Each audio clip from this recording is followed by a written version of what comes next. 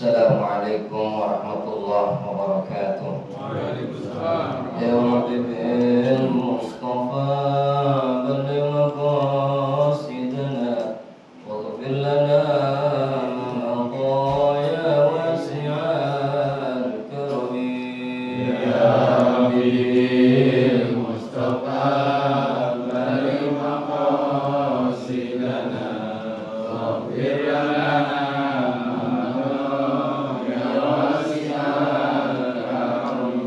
Muhammadun sayyidul kaunaini wathaqalaini wal fariqaini min urbin wa min ajami. Ya Rabbi Mustafa balligh maqasidana waghfir lana ma mada ya wasi'al karami. شفاعته لكل هامل من الأهوال مقتحمي. يا ربي مصطفى بلغ مقاصدنا واغفر لنا ما مضى يا واسع الكرم. النبي المصطفى سيدنا وحبيبنا الشفيعنا ومولانا محمد صلى الله عليه وسلم وازواجه وذريته ولبيت الفاتحة. أعوذ بالله من الشيطان الرجيم. بسم الله الرحمن الرحيم. الحمد لله رب العالمين الرحمن الرحيم مالك يوم الدين. إياك نعبد وإياك نستعين اهدنا الصراط المستقيم صراط الذين أنعمت عليهم غير المغضوب عليهم ولا الضالين آمين. الفاتحة لأساتذتنا وأساتذة أساتذتنا خصوصا شيخ محمد نووي بن عمر بن عربي البنتن وسن شيخ محمد خليل بن عبد الله بن كان وسن شيخ محمد هاشم بن أشعري وخصوصا كي هجر بن جن كي هجر محمد دوام بن جن كي محمد سيف بن كي هجر شمس بن هجر عبد الرحمن بن كي هجر سلمان بن محمد كي هجر أحمد بن مسلم كي هجر أسماء بن كي هجر والحمد لله ونفعنا فيه ومقدار الفاتحة. أعوذ بالله من الشيطان الرجيم. بسم الله الرحمن الرحيم. الحمد لله رب العالمين الرحمن الرحيم مالك يوم الدين. إياك نعبد وإياك نستعين اهدنا الصراط المستقيم صراط الذين أنعمت عليهم غير المغضوب عليهم ولا الضالين آمين. Fatihah sekali lagi buat saudara-saudara kita, keluarga kita, jemaah kita yang barangkali kurang sehat, lagi sakit. Mudah-mudahan wasilah dari pembaca surah Al-Fatihah Allah angkat penyakitnya, Allah berikan kesehatan dan kesembuhan, dan dapat melaksanakan aktivitas sebagaimana sedia kala. Al-Fatihah. A'udzubillahi minasyaitonir rajim. Bismillahirrahmanirrahim. Alhamdulillahirabbil alamin. Arrahmanir rahim. Maliki yaumiddin. Iyyaka na'budu wa iyyaka nasta'in. Ihdinas siratal mustaqim. Siratal ladzina an'amta 'alaihim ghairil maghdubi 'alaihim waladdallin. Amin. Buka halaman 15. Halaman 15 baris ke-6.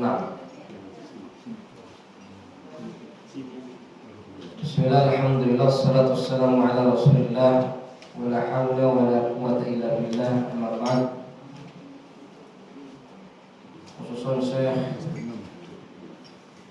Abdullah Muwahhib wa nafa'ana fi ulumihi fi din wal akhirah. Al-Fatihah. Bismillahirrahmanirrahim. Bismillahirrahmanirrahim. Ar-Rahmanir Rahim. Maliki yaumiddin. Iyyaka na'budu wa iyyaka nasta'in. Ihdinas siratal mustaqim.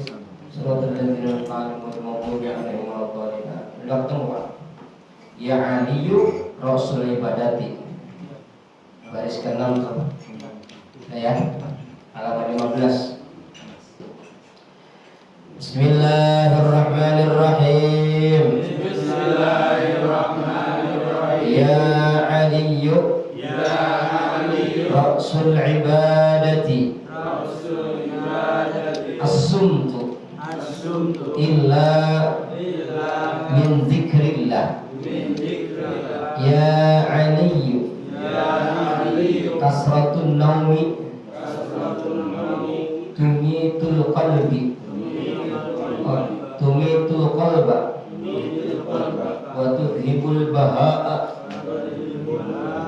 wa kasratuz zunubi wa kasratul junubi tumitul qalba tumitul qalba wa turithu wa turisu an-nadama an-nadam ya aliyyu ya aliyyu man an'ama Allah man an'ama alaihi alaihi fasyakara fasyakara wabtalahu wa fasabara sabara wa asa'a wa asara fastaghfara fastaghfara dakhala al-jannata min ayyi babin sya'a. sya'a. Insyaallah.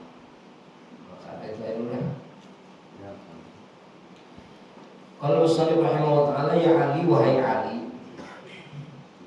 Rasul ibadati, pangkalnya ibadah itu, pangkalnya, kepalanya ibadah, pangkalnya ibadah itu asuntu diem, illa kecuali min dzikrillah, kecuali mengingat Allah, zikir, berzikir kepada Allah. Ini bagaimana ceritanya? Pangkalnya ibadah kok malah diem? Iya, kalau bergerak, di saat bergerak itulah kita mengingat Allah. Jadi ketika kita enggak bergerak, kita diam. Tapi saat kita bergerak, maka disitulah kita mengingat Allah. Dan itu jangan sampai momentum saat kita bergerak untuk mengingat Allah itu hilang. Harus kita pegang momentum saat kita bergerak dalam aktivitas. Jangan sampai kehilangan momentum kita untuk mengingat Allah. Bagaimana ceritanya Pak Ustaz? Bergerak dengan berzikir seperti apa? Ya, saat Bapak mau berangkat kerja, tetap Bapak membawa Allah. Setidak-tidaknya pas keluar rumah kita baca Bismillahi la haula wa la quwwata illa billah. Sambil bertasbih, bawa motor, sambil bersolawat, bawa mobil. Nah, yang model kayak begitu, jangan sampai kehilangan momentum. Kalau seandainya kita nggak bisa begitu, diam. Jangan bergerak. Jangan bergerak. Kenapa saat kita bergerak itu harus mengedepankan zikir kita kepada Allah, agar jangan sampai perbuatan-perbuatan yang tidak bersesuaian dengan kodrat manusia, yaitu kodrat manusia sebenarnya suci, ini dikotori oleh hawa nafsu. Misalnya berangkat aktivitas karena hatinya nggak diawali dengan zikir, dengan baca doa, dengan sholawat. Di tengah perjalanan dia melakukan perbuatan dosa, misalnya dosa kecil, ketemu sama temennya tanpa disadari dia ngomongin orang. Lagi di jalan berangkat kerja, aktivitas, ketemu teman kerjanya perempuan, itu disalahartikan. Nah, makanya ketika kita bergerak dengan disempurnakan gerakan kita dengan zikir, insya Allah kita akan terhindar. Bagaimana mungkin orang yang berbuat maksiat itu dia dalam hati itu berapa? Berzikir, nggak mungkin. Makanya kenapa ini diam ini menjadi cerminan keselamatan seseorang? Benar Pak? Diam itu mencerminkan keselamatan seseorang. Orang nggak tahu apa-apa, ditanya, Mas Tama ente tahu nggak ini masalahnya? Ini jangan mentang-mentang tahu sedikit bikin narasinya panjang. Padahal cuma tahu sedikit sekelumit. Tapi kalau orang yang berhati-hati, dia tidak akan pernah mudah melontarkan kalimat atau narasi yang dibuatnya sendiri sehingga ada yang keluar dari alur ceritanya. Kalau nggak tahu apa-apa, aduh punten saya nggak tahu. Lebih baik begitu. Lain halnya kalau kita menyampaikan kebenaran yang kita lihat ada seseorang atau saudara kita atau keluarga kita yang berbuat kesalahan, kita tegur sebatas teguran. Ini kenapa kok bisa begini begitu? Wah emang begitu deh mah. Pokoknya jangan akhirnya apa? Makanya lebih baik dia kan kata Nabi apa itu? Man kana yu'minu billahi wal yawmil akhir falyaqul khairan aw liyasmut. Jika ente beriman kepada Allah dan hari akhir, berkatalah yang benar, berkatalah yang sejujurnya. Kalau nggak bisa berkata jujur, nggak bisa berkata benar, aw liyasmut, cari cing. Ya, cari cing, menang bae udah menang, aja ngecaprak bae. Ya, nah makanya benar kata baginda Rasul ini, pangkalnya ibadah itu diem. Ya, kita sekarang lagi diem misalnya, diem kita ini sedang berzikir. Zikir apa? Zikir fikri, zikir pikiran kita, zikir lisan kita, zikir hati kita. Ini kalau begini kan namanya zikir fikri yang mengandung zikir lisan dan qalbi. Ya. Nah itu makanya ini pesan hadis ini, nasihat daripada baginda Rasul kepada mantunya Sayyidina Ali agar supaya kita jangan kebanyakan bicara. Roksul dunubi al-kadhib, pangkalnya dosa itu bohong. Bohong itu kan diawali dari banyak bicara. Tapi kalau di sini roksul ibadati as-sumtu, pangkalnya ibadah itu diam.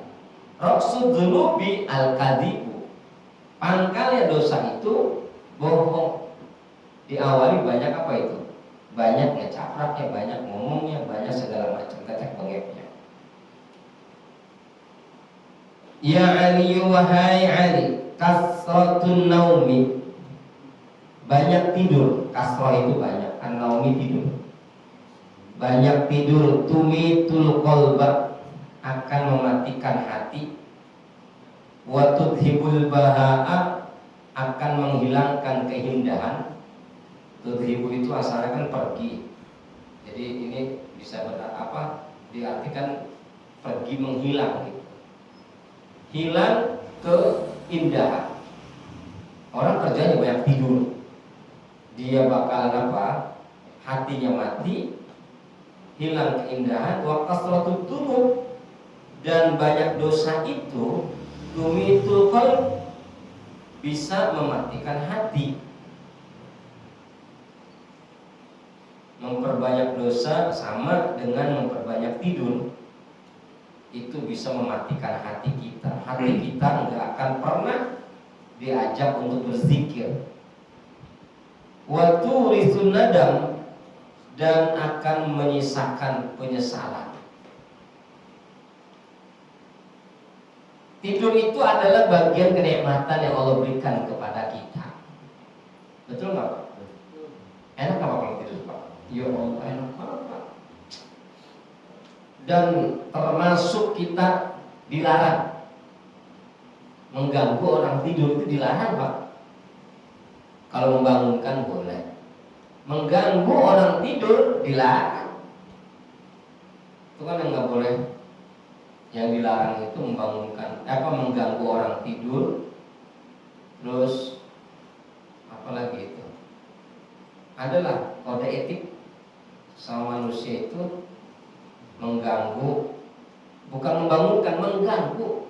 Lagi tidur deh, lagi dia enak-enak tidur, tahu-tahu dikerjain sama temennya, disuruh berdiri aja. Lagi tidur, langsung ditayakin dia posisi berdiri. Itu padahal bisa bahaya, Pak.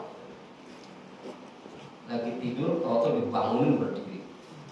Ya, lagi tidur dikerjain segala macam, itu nggak boleh.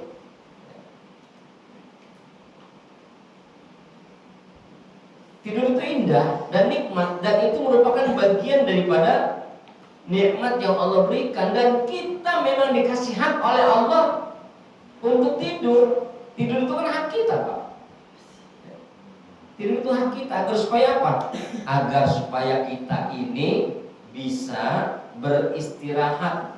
Semua aktivitas yang sifatnya itu ragawi, kemudian fikroh dan juga hati, itu semua perlu istirahat. Istirahatnya makan apa? Puasa. Istirahatnya melek ya tidur. Dan itu sangat nikmat, benar-benar nikmat. Apalagi tidur dikasih mimpi enak. Waduh, ngarap terus tiap malam. Loh, saya pengen buat mimpi janda sebelah nih. Nah, ya. Masya Allah. Tapi ingat, kata Nabi, kasratun naumi tumitul qalba. Orang yang banyak tidur itu bakal bisa mematikan hati. Bener, Pak?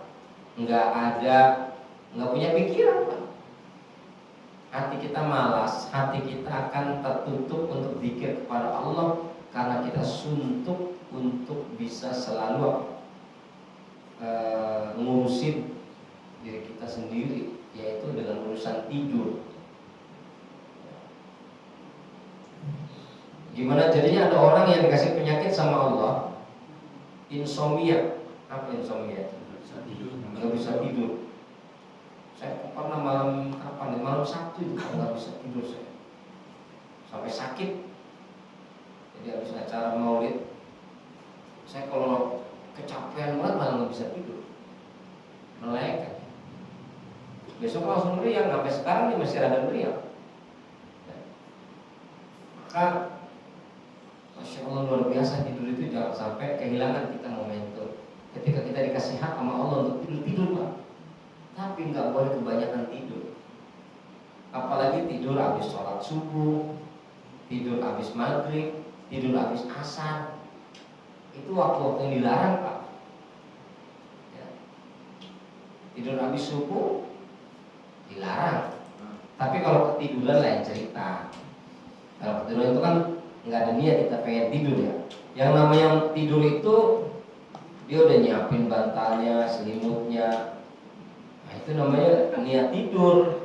Tapi kalau kita lagi nonton TV misalnya, habis sholat subuh tuh, baru lihat berita toto ngeliat, itu namanya ketiduran. Nggak ada niat. Yang penting asal jangan diniatin, Bang Jenal, ya. Asal jangan diniatin. Gue mau tidur. Ya. Ini apa? Iya, kalau ketiduran namanya ketiduran ya.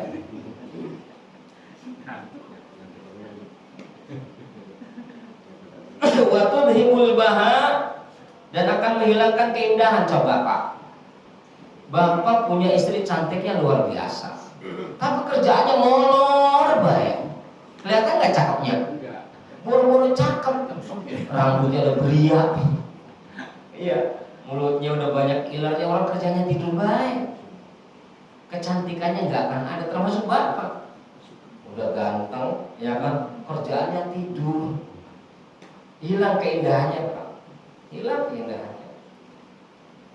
Nah, ini harus kita jadikan sebagai introspeksi diri buat kita. Kita tidur itu harus ada aturannya, sesuai dengan aturan. Ya, kalau ulama-ulama dulu mah kebanyakan mengeri, tidurnya kali semalam itu 1 jam. Ya.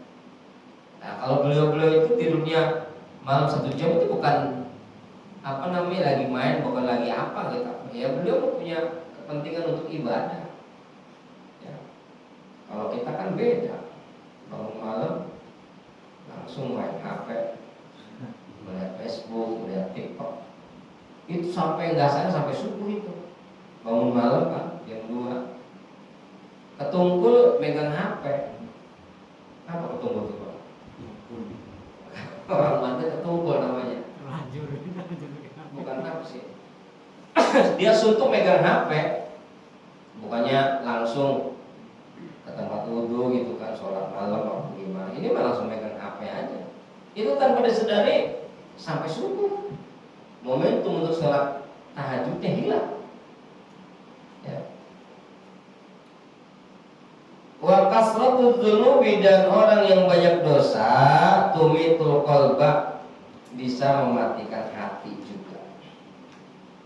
Ini mah jelas uyuhan ya. Orang yang banyak dosa enggak bakalan apa? Enggak bakalan terbawa kepada kebaikan. Karena apa? Hatinya udah mati. Dikasih tahu bagaimana kek, enggak bakalan masuk. Ya. Enggak bakalan bisa masuk. Dikasih tahu, ya keluar telinga kiri. Maka orang yang banyak dosa ini pastinya hatinya ini kotor Pak. Hatinya kotor Pak. Sekalipun kelihatannya dia ini bijak, sekalipun kelihatannya dia ini baik, ya. Tapi itu kan secara dohirnya, batinnya aja nggak begitu. Sayang yang ada begitu Pak. Kasratul dzunubi,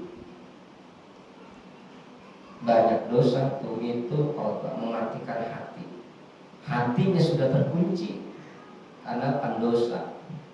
Khatamallahu ala qulubihim wa ala sam'ihim wa ala basarihim ghisyawatu wa lahum.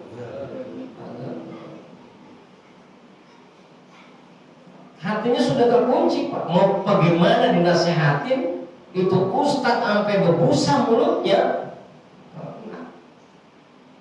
Karena hati udah mati. Kenapa hatinya mati? Kasratuz dzunub, banyak dosa. Dosa apapun Pak.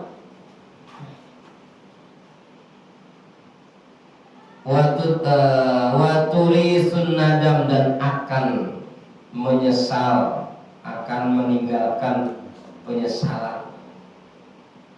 Di hati itu nelangsa Pak. Kemudian dia sadar, menyesali, dan itu penyesalan itu tidak dijadikan sebagai pegangan.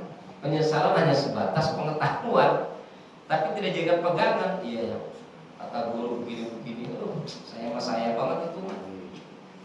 Cuman sekadar penyesalan doang. Dia habis tidur, kebanyakan tidur, nyesal, aduh gua kebanyakan tidur. Tapi besoknya begitu lagi.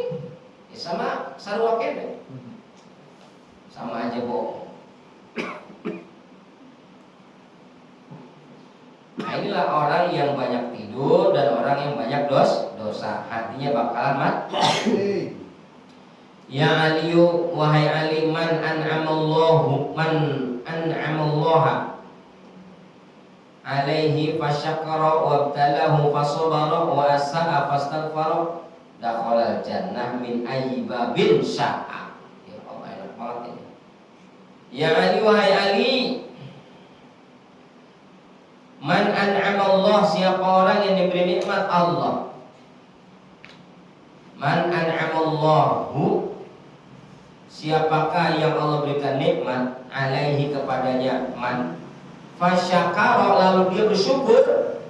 Dia bersyukur atas nikmat yang Allah berikan. Wabtalahu, dan dia dikasih cobaan. Udah dikasih nikmat, kemudian dikasih cobaan. Fasabara, dia dikasih nikmat tapi dia sabar. Wa asa'a, dan berbuat buruk, kemudian saat dia berbuat buruk kemudian dia segera minta ampun, dakhala jannata, maka dia masuk surga, min ayyi babin, dari arah pintu sya'a yang dikehendaki. Silakan ente masuk surga lewat pintu mana aja, tapi dengan catatan. Apa catatannya? Ketika kita dapat nikmat, kita bersyukur. Ketika kita dapat musibah, kita sabar. Ketika kita melakukan perbuatan jelek, kemudian kita beristighfar, minta ampun kepada Allah, maka itulah 3 kategori itulah yang bisa langsung kita menikmati apa yang Allah berikan, lalu kita bersyukur. Kemudian ketika kita dikasih bala bencana, kita sabar. Kemudian saat kita berbuat salah, lalu dengan segera kita memperbaikinya, minta ampun, dakhala jannah, masuk surga. Ente kemana aja lewat yang ente mau, pintu mana aja silakan. Sederhana sekali Pak. Cuman apa? Kita bersyukur atas nikmat Allah. Yang kedua, sabar atas ujian yang Allah berikan. Yang ketiga, saat kita berbuat jelek, segera mungkin kita minta ampun kepada Allah. Dakhala jannah, masuk surga lah ente, min ayyi babin, dari pintu yang ente sukai, dari pintu yang ente kehendaki. Mau pintu apa aja silakan masuk. Cuman ente punya nggak 3 syaratnya itu? Syaratnya itu 3: bersyukur, terus sabar, dan bertobat gitu ya. Minta ampun.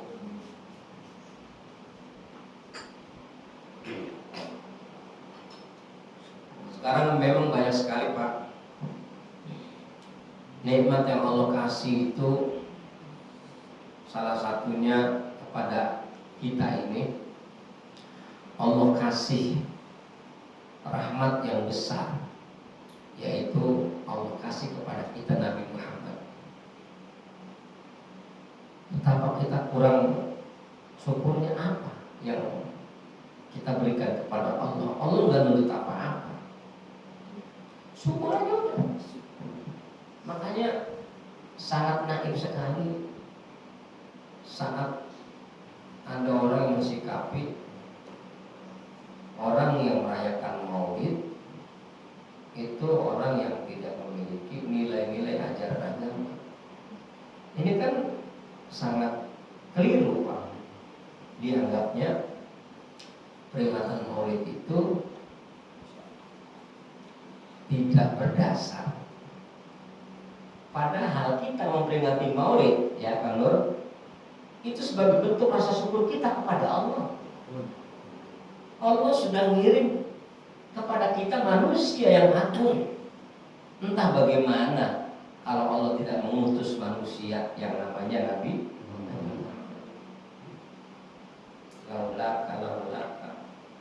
Kalau bukan karena Engkau ya Muhammad, tidaklah kujadikan dunia ini, bumi. Makanya syukur kita, syukur bentuk rasa sukacita kita kepada Allah dengan diantaranya kita memperingati Maulid. Karena banyak orang-orang yang awam yang nggak kenal bagaimana perjuangannya Nabi, banyak orang-orang awam yang nggak paham bagaimana kisahnya Nabi. Makanya kan lewat acara-acara Maulid itu menjadi sarana dakwah. Orang-orang yang nggak pernah ngaji, ya kalau bapak-bapak kan udah setiap malam Senin kan ngaji, paling tidak udah banyak sedikit banyaknya masukan ilmu agama dari guru-guru yang lain. Tapi bagaimana dengan yang lainnya, yang dia tidak punya kesempatan untuk ngaji karena kesibukannya, dan kita tetap berhusnuzon, bukan karena dia nggak mau ngaji karena begini, enggak. Ya mungkin kesibukannya udah gitu aja. Kita mah jangan, oh dia mau pernah ngaji, emang dia mau orang yang merdanta, ya jangan. Lah bapak yang rajin ngaji itu sama artinya bapak kalau punya pikiran kayak gitu, sama artinya bapak nggak dapat apa-apa. dari apa yang telah kita pelajari dari guru-guru kita. Ngapain kita harus iri kepada teman-teman kita yang memang mereka belum ada kesempatan untuk ngaji? Karena memang sesungguhnya dia bisa ngaji atau nggak bisa ngaji, ya itu mah memang sudah qadarullah. Ya kali kita doakan aja, mudah-mudahan dia sehat bisa hadir pengajian. Udah begitu, nggak harus ngaji, lu harus paling ngaji, segala macam. Ya. Jadi ketika kita mengajak, jangan ada muatan-muatan yang bisa mengganggu niat kita yang mulia. Enggak apa-apa diinformasikan di grup WA, ya, dikasih motivasi, ya, dengan cara yang bijak. Mari saudara-saudaraku kita ngaji ngalah barokah dan sebagainya lah pokoknya. Enggak ada istilah sifat namanya paksaan. Ayo nanti kalau nggak ngaji begini jangan. Ya. Emang kalau begitu kan seolah-olah kita jadi panitia surga. Ya. Udah nggak apa mau bagaimana kayak ya, mau ngaji. Jadi memang kalau pernah ada pengurus yang ngeluh sama saya, Pak Ustadz, ini gimana pengajian begini-gini aja. Lu emang mau bagaimana? Tahu DKM mana tuh nggak tahu tuh. DKM asalnya apa DKM apa gitu? Saya lupa. Ya mau bagaimana lagi ya? Emang sejak dulu sampai sekarang yang namanya orang disuruh ngaji, ya mau konon lah. Ya mau konon. Ya kita mah yang nggak punya. Kalau kita mah memang ya berhusnudzon, ya kesibukannya masing-masing. Ya. Dengan adanya musola aja ini udah merupakan petunjuk hidayah ya, buat kita semua. Maka syukuri kalau ada musola yang sampai detik ini kegiatannya masih aktif. Coba kalau DKM kagak aktif, DKM kagak mengurusin, ya, jamaahnya bakalan terbengkalai. Dan boleh jadi ada jamaah-jamaah yang nggak jelas bisa menguasai ilmu musola. Dan ini yang kita khawatirkan. Nah, jadi orang yang ingin masuk surga lewat pintu mana aja semaunya, maka dia kudu syukur kepada Allah, sabar atas ujian, dan sesegera mungkin bertobat kepada Allah ketika dia melakukan kesalahan. Udah waktu isya ya? Belum. Oh belum. Jangan kecepatan. Nah, kita kembali kepada yang masalah syukur. Ya ini syukur yang seperti itu tadi yang saya katakan bahwa ketika kita memperingati Maulid, ini adalah bagian daripada syukur kita kepada Allah. Bukan semata-mata pengen ini pengen enggak. Kepengen nyohor DKM ini mau cakep banget, manggil penceramahnya bagus-bagus, ganteng-ganteng lagi. Enggak ada daya ke situ. Itu hanya sebagian pelengkap aja. Ini besok nih Jakarta, memang siapa bilang Jakarta penceramah yang kagak ganteng? Dia udah ganteng banget dia mah. Emak paling suka sama Jakarta. Ya. Udah ganteng, suaranya enak. Ya dakwahnya juga enak, sama ibu-ibu komunikatif, sama jamaah juga enak. Dan ceramahnya juga lurus-lurus aja. Enggak teriak-teriak, ngomel-ngomelin orang, enggak. Ya. Dan memang itulah inti dakwah itu yang merangkul agar hati kita terpukul untuk bisa saling merangkul. Makanya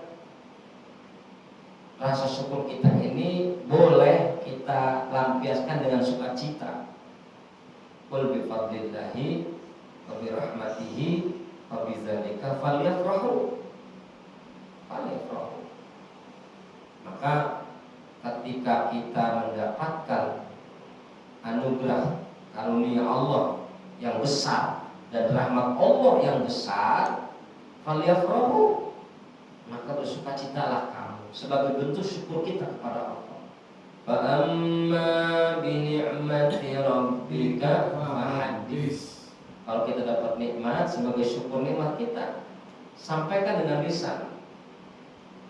Nggak apa-apa kita menyampaikan nikmat yang Allah kasih, kita sampaikan kepada seseorang. Alhamdulillah Allah ngasih rezeki saya, anak saya bisa begini, anak saya bisa begitu, istri saya bisa beli ini beli itu. Syukur, alhamdulillah. Boleh ngomong.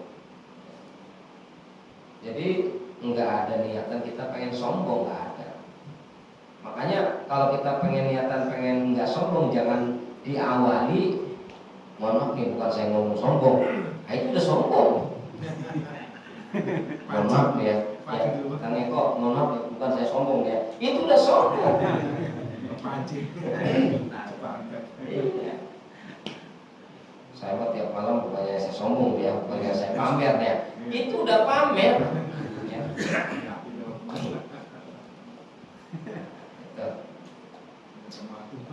Dan yang harus kita jadikan sebagai pelajaran buat kita saat kita dikasih ujian, fasobar, sabar. Emang orang pengen dapat surga itu nggak mudah. Ketika Said Alawi Al-Maliki ditanya sama raja, saat itu Abu Yazid Al-Maliki itu dipanggil sama raja karena beliau telah mempertahankan paham Ahlus Sunnah wal Jamaah. Dipanggil tuh sama raja. Nah, di tengah hari beliau ingin dibunuh karena telah menyampaikan ajaran yang dianggapnya tidak bersesuai dengan pemerintah Saudi. Saat itu tuh, saat berangkat ke raja, itu murid-muridnya itu mau apa itu? Mau ngedampingin. Kata Syekh Alawi, jangan, ente udah di rumah aja. Lalu kemudian Syekh Alawi bawa yang namanya apa itu? Kain mori. Apa kain mori? Kain mori apa? Kain kafan. Kain kafan gitu. Di kantong kresek. Nah, sampai di istana raja, raja bertanya, wahai Tuan Said Alawi Al-Maliki, ente bawa apa? Saya bawa kain kafan. Seandainya saya pulang dari istana raja dalam keadaan tidak bernyawa, saya sudah menyiapkan kain kafan saya. Karena memang beliau akan dituntut hukuman mati gara-gara apa? Menyebarkan paham yang dianggapnya tidak sesuai dengan paham pemerintahan Saudi. Oke. Tujuannya apa kamu bawa kain mori? Bawa kain kafan, kata raja. Ya kan antum akan mengeksekusi saya saat antum mempertanyakan kepada saya tentang paham yang saya sampaikan, paham yang saya anut. Dan saya sudah siap untuk pulang tinggal nama, dan ini kain moriknya. Masya Allah. Kenapa engkau berbuat begitu? Ya, karena saya sudah siap dan saya tidak akan pernah berubah pandangan saya, prinsip saya. Oke, kalau begitu. Ditanya Pak Raja, kenapa Anda mempertahankan paham Anda Ahlus Sunnah wal Jamaah? Jawabannya singkat. Wahai Tuan Raja, apakah masuk surga itu gratis? Hal yadkhulul jannata balas gitu ya. Apakah masuk surga itu gratis? Raja nggak bisa jawab. Iya ya. Yowis, kalau begitu itu Said Alawi Al-Maliki akhirnya nggak jadi dibunuh karena Tuan Raja pun nggak bisa nanggepin. Siapa bilang masuk surga itu gratis? Ya perlu usaha, perlu upaya. Dan upaya saya mempertahankan paham saya sebagai bentuk bahwa masuk surga itu enggak gratis. Wah, bener-bener mantul ente. Akhirnya dikasih duit 1 karung Pak, sama Tuan Raja. Tuh, saya dengar balik gitu. Yang murid-muridnya itu banyak ulama-ulama Indonesia. Salah satunya itu Mbah Taifur itu. Mbah Taifur ya Purworejo. Terus Mbah Mun termasuknya. Ya alhamdulillah saya sempat sowan juga sih ke tempatnya. Lagi tahun berapa lupa itu saya ketemu dengan adik apa kakaknya itu, keponakannya Said Alawi bin Abbas Al-Malik. Nah ini itu termasuk ujian Pak, dengan penuh kesabaran. Orang kalau nggak sabar, Said Alawi pasti akan menyerahkan, mengalah dengan menyerahkan bahwa sesungguhnya paham yang dia anut itu akan dianulir oleh dirinya sendiri. Tapi beliau tidak lakukan itu karena apa? Sabar. Nah kayak kita ini DKM kudu sabar. Harusnya sabar. Biar pengajian ada yang datang ada sabar aja. Ya kita hanya mendoakan mudah-mudahan semakin hari semakin maju pengajian Majelis Asy-Syariah ini. Udah begitu aja. Enggak usah kayak orang Jawa Tabligh gitu ya. Orang lagi jualan rujak lagi keliling dipanggil mas ini mas ada apa? Ayo ngaji sebentar. Lah saya lagi dagang Pak. Enggak sebentar doang ngaji. Saya lagi dagang Pak. Sebentar aja 5 menit. Saya lagi dagang. Ingat saya dulu tuh di Masjid Darussalam ada Jawa Tabligh. Ya Jawa Tabligh juga yang menurut saya juga gak jelek ya kan, artinya bagus. Ya, cuman kadang-kadang caranya itu kadang-kadang ada yang kurang gitu, kurang pas gitu. Nah, wong lagi dagang keliling rumah-rumah Pak, nanti datang ya habis asar, ada pengajian, ya bagus begitu dakwah. Cuma itu tadi dalam ajaran Islam itu baik dakwah maupun yang lainnya untuk mengajak kebaikan itulah iqra fiddin, nggak boleh ada paksaan. Ya, nggak boleh ada paksaan. Semuanya itu ada aturannya. Ya. Nah, seperti itu. Dan yang terakhir adalah saat kita melakukan perbuatan jelek, fastaghfar, kita minta ampun sama Allah. Kata Nabi, ittaqillaha haitsuma kunta wa atbis sayyi'atal hasanata tamhuha. Ya. Takutlah kamu kepada Allah di mana saja berada. Karena saat kamu berbuat kejelekan, segerakanlah disertai dengan kebaikan. Artinya apa?